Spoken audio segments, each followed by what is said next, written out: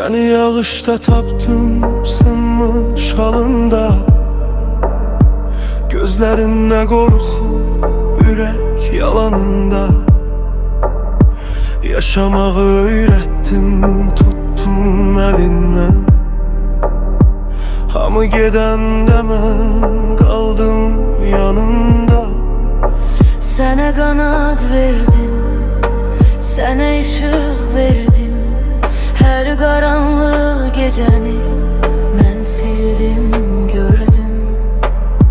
Adımı sevgiyle deyərdim. Getmərəm heç vaxt deyib and içərdin.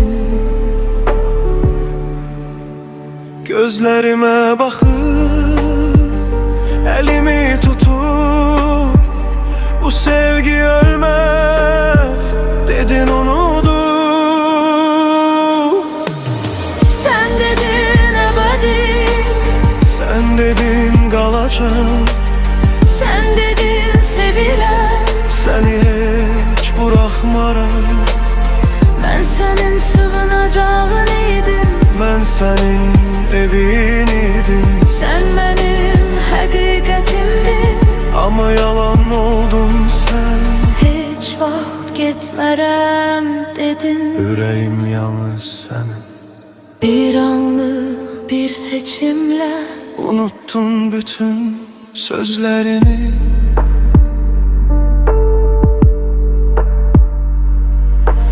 Yaralarını sardım, gözyaşını sildim.